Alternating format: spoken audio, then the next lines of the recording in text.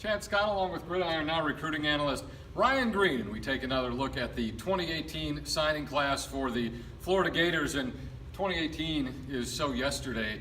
2019, the Florida Gators, we're not talking about the upcoming recruiting class, it's the one after that. Florida Gators continue to load up on the 2019 class. They have the #1 ranked class for 2019 right now, for whatever that's worth.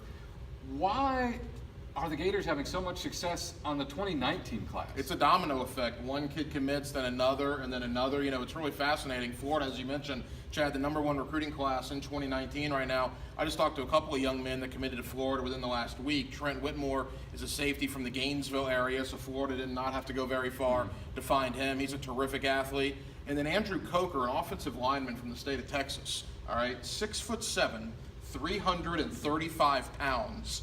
And he's going into his junior year in high school. He is a monster for his age.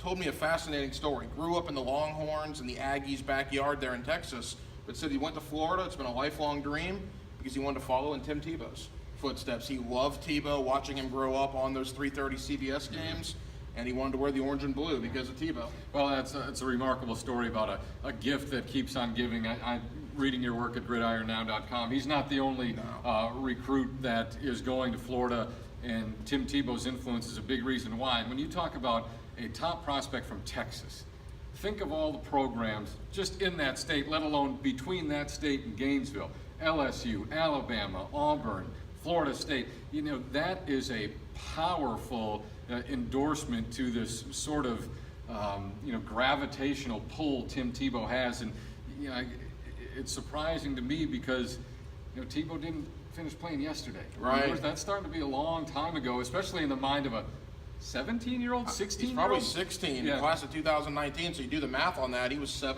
8 years old when Tebow was wrapping things up in Gainesville. I also wanted to mention that Andrew brought up Brad Davis, the offensive line coach. And you hear about Brad Davis a lot from these recruits.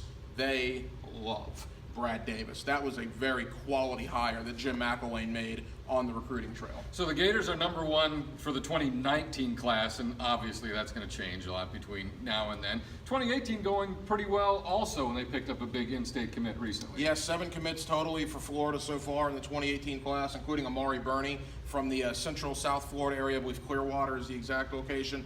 He chose Florida over Ohio State. So you beat Urban, Gator fans, for Amari Burney. Also Virginia Tech and Auburn were in the mix as well. Great story about Amari, and I wrote about this on gridironnow.com if you want to check it out. He committed on June the 1st to honor his late grandfather. His grandfather passed away 2 years ago. June 1st was his birthday, and he wanted to honor his grandfather's memory by making his commitment, and said he's 110% committed to the Florida Gators. Another interesting development, I guess, to watch with Florida, and that's the decommitment from Penn State of the top-ranked dual-threat quarterback for the 2018 class, Justin Fields, a guy out of the Atlanta area. Florida is in the mix to some degree with him. What should Gator fans know about Fields and the likelihood or the possibility that he ends up in Gainesville? Top 10 overall prospect in the country, as you mentioned, the #1 dual-threat quarterback in the country. Talk about heartbreak city for Penn State. 9 months. Justin Fields was committed to Penn State. 9 months. He decommitted earlier this week. I think Florida's in play. With that, Chad, I think Auburn's in play. I think Florida State's in play. I think Georgia is in play. There are a lot of teams that are in play for Justin Fields. Gator fans, keep your eye on it. He'd be a great get, no question, but there was a lot of competition there. He is Gridiron Now recruiting analyst Ryan Green, and we will continue to update you throughout the summer as we get closer to the season, not only on the Gators this fall, but the Gators on signing day in 2018 and 2019, as we've discussed.